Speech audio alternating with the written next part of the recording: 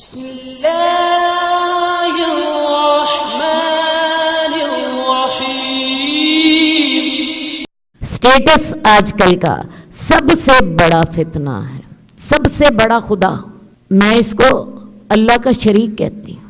اس نے ہمیں ہر نیکی سے غافل کر دیا۔ آج نماز پڑھنے کے لیے عورت کے پاس وقت نہیں ہے۔ آج سب سے بڑا فتنہ کیا ہے؟ سٹیٹس، اچھا پہننا، اچھا کھانا، لوگوں کو اپنا آپ دکھانا، شادیاں شاندار کرنی، گھر شاندار سجانے، بیوٹی پارلر سے تیار ہونا، فلاں برانڈ کے کپڑے پہننے۔ آج یہ ہماری مصیبت بن گئی۔ تو میں آپ کو بتا دوں، یہ اللہ کے رسول نے بھی ہمیں بتایا تھا۔ رسول اللہ صلی اللہ علیہ وسلم نے فرمایا تھا کہ میں تمہارے بارے میں فقر سے نہیں ڈرتا، میں تمہارے بارے میں مال سے ڈرتا ہوں۔ یہ دنیا تم پر فراخ کرتی جائے گی اور تم بھی اس دنیا میں ایسے مقابلے کرو گے جیسے پہلی امتوں نے مقابلے کیے، اور وہ دنیا تمہیں ایسے ہلاک کرے گی جیسے اس نے پہلے لوگوں کو ہلاک کیا تھا۔ الفاظ بڑے واضح۔ میں تمہارے بارے میں فقر سے نہیں ڈرتا، یہ دنیا تم پر فراخ کرتی جائے گی اور وہ تمہیں بھی ایسے ہلاک کرے گی جیسے اس نے پہلی امتوں کو ہلاک کیا تھا۔ تم اس میں مقابلے کرو گے۔ کیا خیال ہے آج وہی صورت پیدا نہیں ہوگی؟ وہی صورت پیدا نہیں ہوگی۔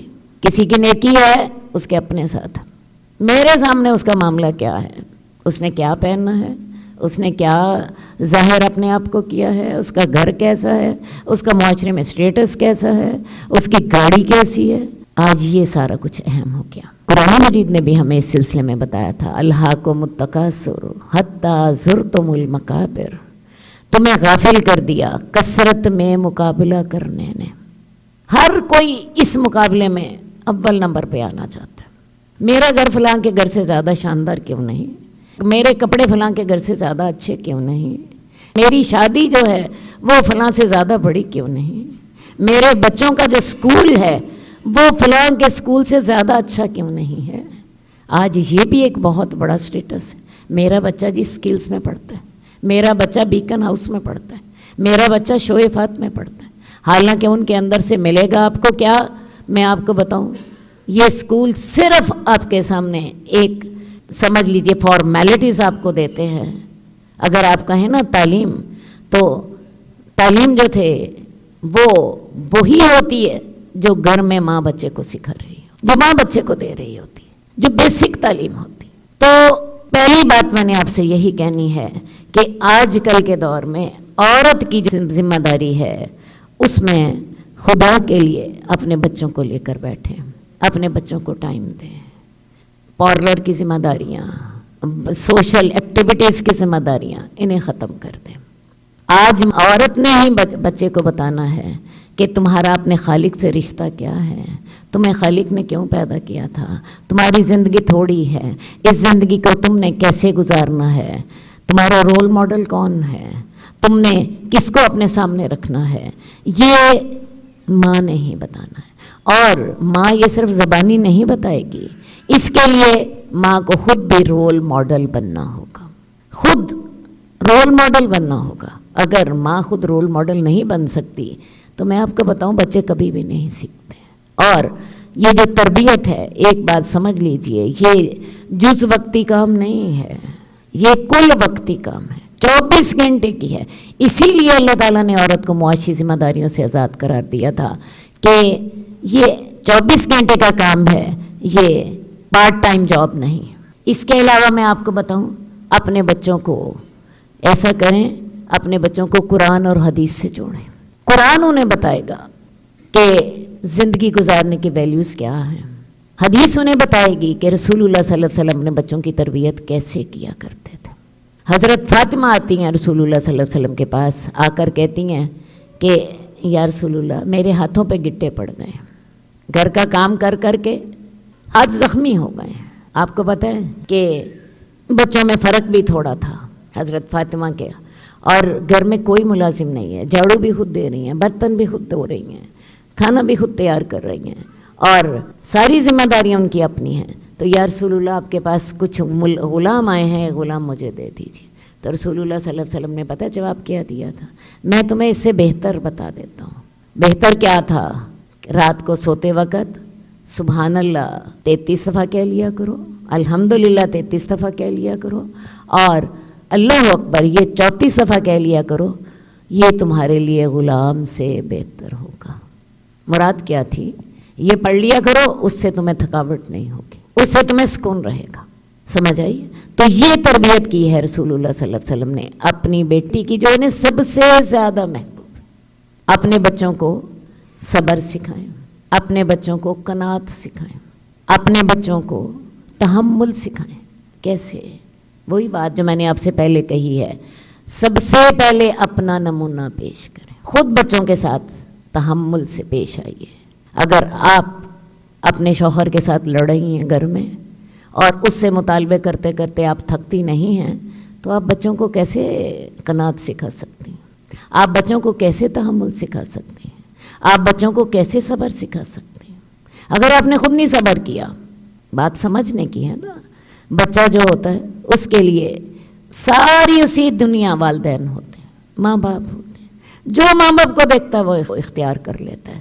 تو اس کے لیے سب سے پہلے آپ کو خود نمونہ بننا پڑے گا، اور میں سمجھتی ہوں یہ آج کل کی عورت کی بہت بڑی ذمہ داری ہے۔ آج آپ کو ایسے اسکول نہیں ملتے جہاں کے اساتذہ نیک ہوں، جہاں سے وہ یہ ساری چیزیں سیکھیں۔ اسکول وہی زیادہ چلتا ہے جس میں زیادہ فارمیلٹیز ہیں، جس میں زیادہ شوشہ ہے، جس کی فیس 20,000 ہے۔ اسی اسکول میں دیکھیں لوگ پاگلوں کی طرح بھاگ رہے ہیں۔ سٹیٹس ہے نا، سٹیٹس کے بغیر مدارس ہے، مدارس میں آپ کو قال اللہ و قال رسول مفت ملتا ہے۔ ترلے لیتے ہیں مدارس والے کہ آؤ ہم سے یہ باتیں سیکھ لو، لیکن وہاں کوئی سیکھنے کو تیار نہیں ہے کیونکہ وہاں سٹیٹس نہیں ہے۔ تو یہ چیزیں جو ہیں جو میں نے آپ سے کہیں، یہ جب تک ماں ان پہ خود عمل نہیں کرتی، جب تک ماں خود نمونہ بن کے نہیں دکھاتی، بچے جو ہیں وہ انہوں نے ماں سے ہی سیکھنا ہے، انہوں نے باپ ہی سے سیکھنا ہے۔ اپنے بچوں کو قناعت سکھائیں، تھوڑے پہ صبر کرنا سکھائیں۔ رسول اللہ صلی اللہ علیہ وسلم نے ہمیں سکھایا تھا کہ 3 آدمیوں کا کھانا 4 آدمیوں کے لیے کافی ہوتا ہے، 4 آدمیوں کا کھانا 5 آدمیوں کے لیے کافی ہوتا ہے۔ ہم نے کبھی بچوں کو یہ بات سکھائی؟ ہم نے بچوں کو یہ سکھایا، ان کے سامنے ڈھیر رکھ دیے ہر چیز کے، اور بچوں کا نخرہ یہ ہوتا ہے کہ میں نے یہ نہیں کھانا، میں نے وہ کھانا، میں نے یہ نہیں پہننا، میں نے وہ پہننا ہے۔ اور خواتین کا اپنا معاملہ یہ ہوتا ہے کہ خواتین جو ہیں 10 جوڑے اکٹھے خریدتی ہیں۔ تو یہ سادگی، یہ قناعت، یہ ماؤں نے انہیں سکھانی تھی، تاکہ یہ سٹیٹس کا جو ہے شریک ایک ہم نے سٹیٹس کو اپنا خدا بنا لیا ہے، اس سٹیٹس کے اثرات جو ہیں یہ کم ہو سکیں۔ میں آپ کو بتاؤں، ایک حدیث میں پڑھتی ہوں تو مجھے اللہ سے بڑا ڈر آتا ہے۔ حدیث کے جو الفاظ ہیں یہ میرے سامنے ہیں کہ میری امت کے بدترین لوگ کون ہوں گے۔ یہ دیکھیے، یہ حدیث کے الفاظ ہیں، ان من شرار امتی غزو بالنعیم، میری امت کے بدترین لوگ وہ ہیں جن کو نعمتوں کی غذا دی جاتی، کھانے رنگ برنگے، اور پھر یہ رنگ برنگے کھانے آج کل جو کھانوں کی دکانیں ہیں، جو آپ کا دل چاہے آپ وہ منگوائیں، ٹھیک ہے؟ ایک وقت میں ہی بے شمار کھانے، پھر ساتھ ڈرائی فروٹ بھی ہے۔ آج کل سردیاں آ گئی ہیں، پینے کے لیے ایک مشروب نہیں، ڈھیر سارے مشروب آپ کے لیے چوائس ہوتی ہے کہ جی آپ نے کون سا لینا ہے۔ تو میری امت کے بدترین لوگ وہ ہیں جن کو نعمتوں سے غذا دی جاتی ہے، جن کو نعمتوں سے نوازا گیا۔ الذین یطلبون الوان الطعام، جو رنگا رنگ کے کھانے مانگتے ہیں، والوان الثیاب، اور رنگا رنگ کے کپڑے مانگتے ہیں، یہ میری امت کے بدترین لوگ ہوں گے۔ یتشدقون بالکلام، بات منہ پھاڑ پھاڑ کر کرتے ہیں۔ 3 باتیں تھیں بدترین لوگوں میں، کون کون سی؟ میری امت کے بدترین لوگ کون ہیں؟ جو رنگا رنگ کے کھانے مانگتے ہیں، جو رنگا رنگ کے کپڑے مانگتے ہیں، اور منہ پھاڑ پھاڑ کر باتیں کرتے تاکہ لوگوں کے اوپر اپنا روب جما سکے۔ دیکھ لیجئے کہیں ہم تو ان بدترین لوگوں میں نہیں ہو گئے۔ اور یاد رکھیے، اللہ کے بندے لیس بمتنعمین، وہ عیش کرنے والے نہیں ہوتے۔ ایک مسلمان کی زندگی سادہ ہوتی. کیا خیال ہے؟ رسول اللہ صلی اللہ علیہ وآلہ وسلم جو ہیں وہ اپنے لیے تمام دنیا کی نعمتیں اکٹھی نہ کر سکتے تھے. آپ کو اختیار دیا گیا تھا، آپ چاہیں تو بادشاہ نبی بن جائیں، چاہیں تو درویش نبی بن جائیں. رسول اللہ صلی اللہ علیہ وسلم نے درویش نبی پسند کیا، حالانکہ رسول اللہ صلی اللہ علیہ وسلم حکمران تھے. مدینہ جب آپ آئے ہیں، آپ مدینے کے حکمران تھے، بڑے فطری حکمران تھے، کیونکہ مدینے کی اکثریت مسلمان ہو چکی تھی اور رسول کی حیثیت سے وہ آپ ہی کو اپنا لیڈر مانتے تھے. تو مدینہ آنے کے بعد سے رسول اللہ صلی اللہ علیہ وسلم مدینے کے حکمران تھے اور آپ وفات تک مدینے کے حکمران رہے ہیں. پورا عرب آپ کے قدموں کے نیچے تھا، بلکہ اپنی وفات سے 1 سال پہلے آپ اس دور کی سپر پاور روم کا دروازہ بھی کھٹکھٹا کر آئے تھے غزوہ تبوک میں. اللہ تعالیٰ نے اتنا روب دیا تھا کہ رومی حکومت مقابلے میں نہیں نکلی. رسول اللہ صلی اللہ علیہ وسلم نے 20 دن ان کا انتظار کیا اور اس کے بعد واپس تشریف لے آئے. تو رسول اللہ صلی اللہ علیہ وآلہ وسلم حکمران ہونے کے باوجود فقر و فاقہ کا حال کیا تھا؟ میرا خیال ہے آپ سب کو پتہ ہے، میں آپ کو بتاتی رہتی ہوں. حضرت عائشہ کہتی ہیں کہ ایک چاند نکلتا تھا، پورا مہینہ گزرتا، دوسرا چاند نکل جاتا، دوسرا مہینہ پورا گزر جاتا، تیسرا چاند نکلتا، اور اللہ کے رسول کے گھروں میں آگ نہ جلتی. اور ہمارے گھروں کی آگ کبھی بجھتی ہی نہیں. ہم بڑے فخر سے کہتے ہیں میرا سارا دن کچن میں گزرتا. صحیح ہے نا؟ تو یہ ہمیں دیکھنا پڑے گا. آج کل کا جو پرفتن دور ہے، اس میں سب سے ہمارے 2 بڑے بڑے ٹارگٹ ہونے چاہیے. میں نے 2 اس لیے کر دی ہیں، ویسے تو ٹارگٹ بہت ڈھیر سارے ہیں، لیکن 2 اس لیے کر دی ہیں کہ وہ زیادہ بڑے. سب سے پہلا خدا جو ہے وہ ہمارا کون سا ہے؟ اسٹیٹس. اور دوسرا ہمارا خدا جو ہے وہ گوگل ہے نا. کیا خیال ہے؟ صحیح کہہ رہی ہوں کہ نہیں؟ سارا دن کس کے ساتھ گزرتا ہے؟ موبائل کے ساتھ، نیٹ کے ساتھ، گوگل کے ساتھ، یوٹیوب کے ساتھ. ٹھیک ہے؟ اور اس نے ہمارے نئی نسل کو بڑا گندا کر دیا. نئی نسل جو ہے اس کو جو ٹارگٹ اس نے دیے ہیں، ان کو ٹارگٹ کا نتیجہ آپ خود دیکھ رہے ہیں. بے حیائی جو ہے یہ شیطان کا شرک کے بعد سب سے بڑا ہتھیار. شرک کے بعد سب سے بڑا ہتھیار. نیٹ کے ساتھ انسان بے حیائی سیکھتا. کیا خیال ہے؟ سیکھتا ہے یا نہیں سیکھتا؟ ایک کلک کرے دنیا جہان کا گند آپ کے سامنے آ جاتا، اور بعض اوقات کلک کیے بغیر بھی آ جاتا. آپ ساری دنیا کے سامنے کو دھوکہ دے سکتے ہیں. بچے جو ہیں وہ آپ کو تو یہ دھوکہ دے رہے ہوتے ہیں کہ جی ہم نیٹ سے پڑھ رہے ہیں، پڑھ بھی رہے ہوتے ہوں گے، لیکن اگر وہ نیٹ سے فحاشی سیکھ رہے ہوں تو آپ کے پاس کوئی ذریعہ نہیں ہے جس کے ساتھ آپ انہیں سمجھا سکیں، انہیں چیک کر سکیں. یا ہے آپ کے پاس کوئی ذریعہ؟ وہ آپ کی آنکھوں کے سامنے بیٹھ کے سارا کچھ کر. تو شیطان جو ہے وہ ہمارے گھروں کے اندر گھس کے آ گیا ہے، ہر بندے کے ہاتھ میں ہے. نیٹ نے ہمیں بہت کچھ دیا، معلومات، بہت سی چیزیں قریب ہو گئیں، بہت سی چیزیں جو ناممکن تھی ممکن ہو گئیں. لیکن یہ جو اس کا ڈرا بیک ہے، اس نے ہمارے نوجوان کو فحاشی سکھائی، اس نے ہمارے نوجوان کو دنیا کی طرف لگا دیا، اس کے اندر حب دنیا پیدا کر دی. اس نے ہمارے نوجوان کو وقت ضائع کرنے والا بنا دیا. تو یہ ساری چیزیں جو ہیں یہ نقصانات ہیں. تو آپ ایسا کیجئے کہ میں آپ سے ایک ہی بات آپ سے کہنا چاہوں گی کہ آج ماں کی ذمہ داریاں بڑھ گئیں. اپنے بچوں کے ساتھ وقت گزاریے، اپنے بچوں کے ساتھ ڈسکشن کریں، اپنے بچوں کے ساتھ کو قرآن اور حدیث سے جوڑیں. آپ کے پاس اور کوئی حل ہے ہی نہیں. ایک بچہ جو ہے تنہائی میں وہ غلط چیزیں دیکھ رہا ہے، آپ کے پاس ایک ہی حل ہے، اس کے دل میں اللہ کا ڈر پیدا کریں. اور اللہ کا ڈر کیسے پیدا ہوگا؟ اس کے دل میں اللہ کا ڈر کیسے پیدا ہوگا؟ صرف اس طرح اسے قرآن اور حدیث سے جوڑ دیں. میں سمجھتی ہوں جتنی قرآن اور حدیث کی تعلیمات کی ضرورت آج ہے اتنی شاید پہلے کبھی نہ تھی، اور آئندہ دور میں بھی جب یہ فتنے اور بڑھیں گے قرآن اور حدیث کے ساتھ جڑنے کی ضرورت بڑھتی چلی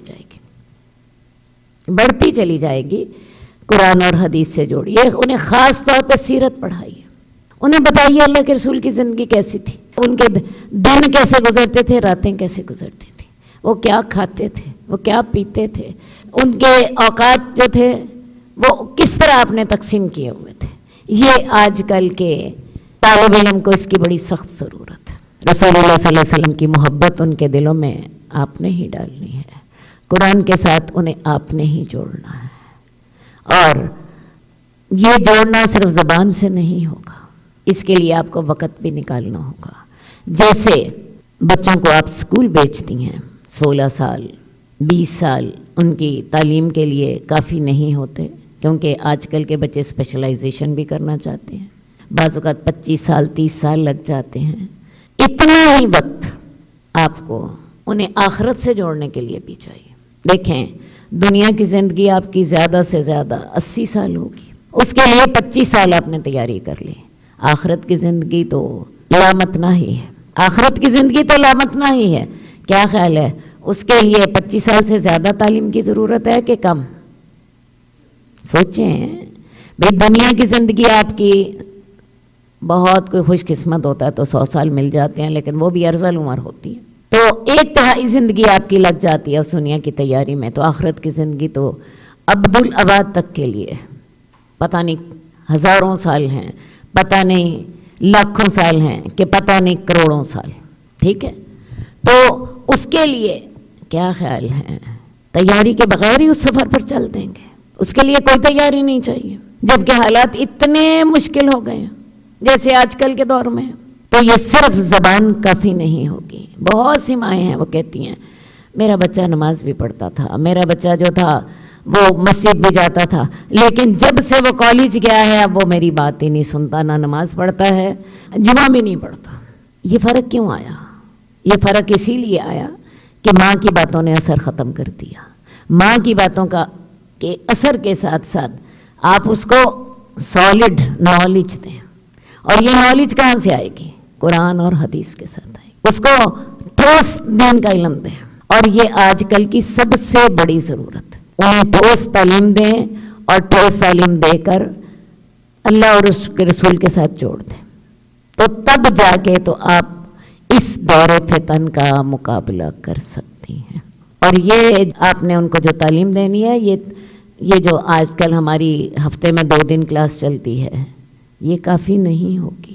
دنیا جو ہے وہ آپ گزاریں پورا ہفتے کے 7 دن اور ہر دن کے 24 گھنٹے، دین آخرت کے لیے آپ رکھیں ہفتے میں صرف 2 گھنٹے۔ دنیا آج بڑی طاقتور ہو گئی ہے، شیطان کے حربے بہت جو ہے تیز رفتار اور بہت دلکش، اور ہم سب اس کے اندر بہے چلے جا رہے ہیں۔ کیا خیال ہے، بہے چلے جا رہے ہیں کہ نہیں؟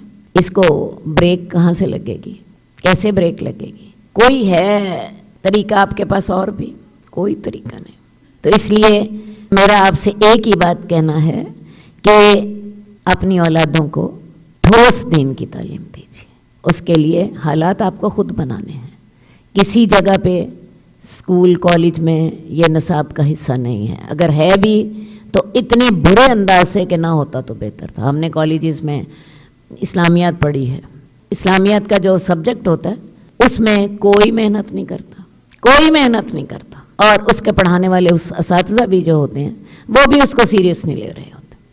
طالب علم بھی سمجھتے ہیں یہ پیپر جو ہے نا یہ ایسا ہے جس کو نہ بھی پڑھیں تو تب بھی پاس ہو جائیں گے، نہ اس کا کوئی سٹینڈرڈ ہے، نہ وہاں پہ تربیت ہے، نہ وہاں پہ اساتذہ اچھے ہیں، اور نہ ہی اس کی کوئی اہمیت دی جاتی۔ اس کے لیے آپ کو خود ہمت کرنی پڑے گی۔ ایسے پرائیویٹ ادارے آپ کو دیکھنے پڑیں گے جہاں پہ قرآن اور حدیث جو ہے اچھی بنیادوں پہ پڑھایا جا رہا ہو۔ آپ کو اچھے استاد تلاش کرنے پڑیں گے، دیکھنا پڑے گا۔ معاشرے میں آج کل ہر جگہ پہ مدارس آپ کے سامنے موجود ہیں، وہ آپ کے گھروں کے قریب بھی ہیں، وہ آپ کے گھروں سے دور بھی ہیں، ان میں کورسز تھوڑے چھوٹے بھی چل رہے ہوتے ہیں، بڑے بھی چل رہے ہوتے ہیں، بعض ڈیلی بیسس پر ہوتے ہیں، بعض روزانہ بیسس پر ہوتے ہیں۔ ان کے بارے میں معلومات حاصل کیجیے۔ میں ویسے آپ کی اس سلسلے میں تھوڑی سی مدد کر دیتی ہوں۔ طالبات کے لیے اسلامک انسٹیٹیوٹ کی برانچز میں سے دیکھ لیں کہاں جو آپ کے گھر کے قریب ہے، اس سے فائدہ اٹھا لیجیے۔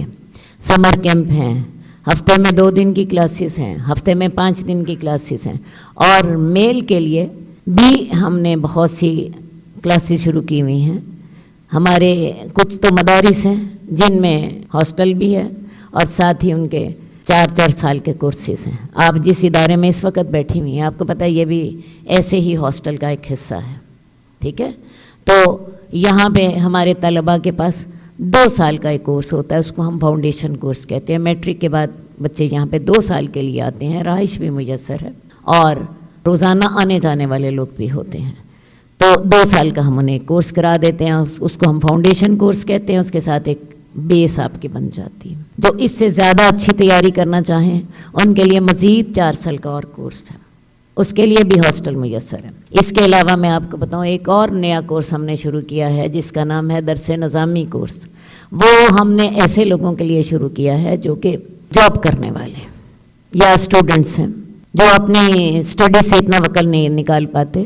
ان کے لیے ہم نے ہفتے میں 6 گھنٹے رکھے ہیں، ہفتے والے دن اور اتوار والے دن 2:30 سے لے کے 5 بجے تک، 2:30 سے لے کے 5:30 بجے تک ان کی کلاس ہوتی ہے ہفتے کو بھی، اور اتوار کو بھی 2:30 سے 5:30 بجے تک 6 گھنٹے ہفتے میں، ٹھیک ہے؟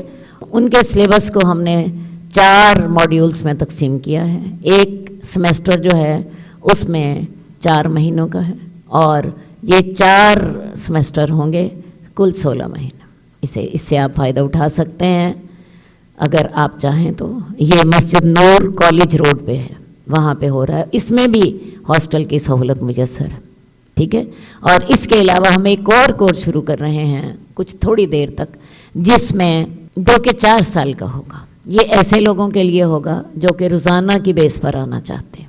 تو انشاءاللہ تعالیٰ پڑھانے والے ہر جگہ پہ ڈاکٹرز ہیں جو کہ اپنے اپنے سبجیکٹ کے ماہر ہیں، اور سیکھنے والوں کو یونیورسٹی لیول دے سکتے ہیں۔ بہرحال ان چیزوں سے فائدہ اٹھائیے۔ فوری طور پہ 99 جے میں بھی اس وقت کلاس ہو رہی ہے، میں صبح ہی اس کے پیمفلٹس دیکھ رہی تھی۔ 99 جے میں 6:30 سے لے کر 8 بجے تک 1.5 گھنٹے کی کلاس ہوتی ہے، اور یہ کلاس آن لائن بھی آپ لے سکتے ہیں، لائیو بھی لے سکتے ہیں، یہاں پر آ کر بھی لے سکتے ہیں، لائیو بھی ہوتی ہے۔